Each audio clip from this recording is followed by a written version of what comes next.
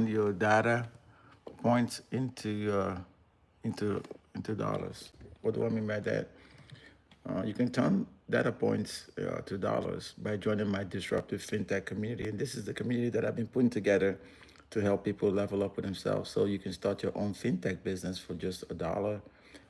It's a one-time setup fee for $129, and then after that is $49 per month. And this is just to enable you to level up with yourself. I know some people have some issues with motivation, and so what I'm trying to do with this particular live is I'm trying to tell them the exact steps that I've been utilizing to help people, and that's not all. I've been using these steps to help them level up with themselves, to help them know the exact steps they need to be taking instead of just sitting around. Because I know a lot of things are happening right now. For example, did you know that 40% of people have less than $1,000 in their bank account, and that's a problem.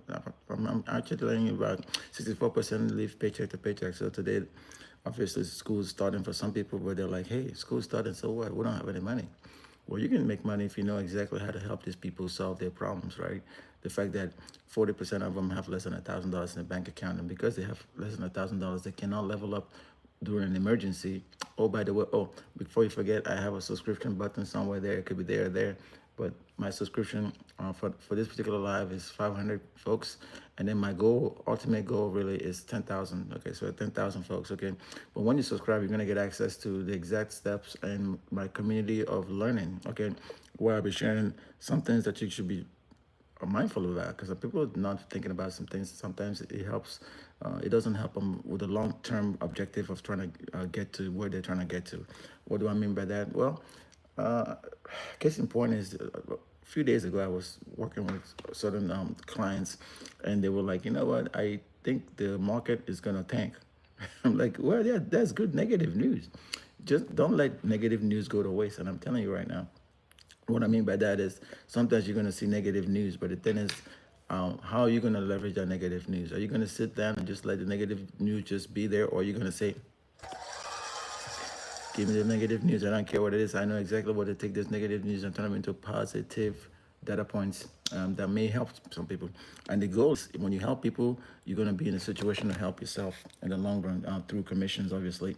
But that's not all. I've also heard about some people not understanding the effects of actually knowing exactly what to do and when to do it. So right now, if you're one of those people and you're kind of thinking, you know what, I don't know what I could be doing right now, I may be doing some things, what I would recommend for you to do is find out exactly, I'm really not good for them. So now they're thinking, hey, I don't understand exactly what this guy is talking about turning data. Well, let me tell you the real deal. So data points and negative data are everywhere. And people are now thinking that that might be a problem. So, but the thing about it is, negative data is everywhere. And you may be able to be one of those lucky few that know exactly what to do, okay? What do I mean by that?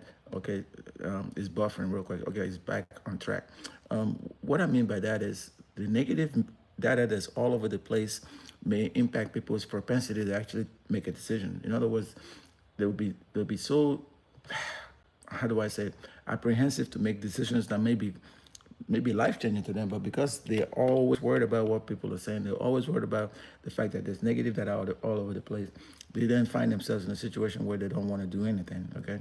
So like I said before, like, imagine a situation where this many people are not doing good. Let me show you the data I'm talking about right now. Imagine a situation like this, right, where you're looking right now and it's saying like, hey, look, there is 40% of people that don't have data. They don't have $1,000 to their name. You see these people right here.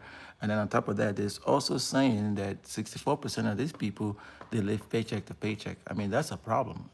I mean, that's a problem to me. I know it may be a problem to you, but what if I told you that within 14 days, you can actually help these people with 64% paycheck to paycheck, leverage some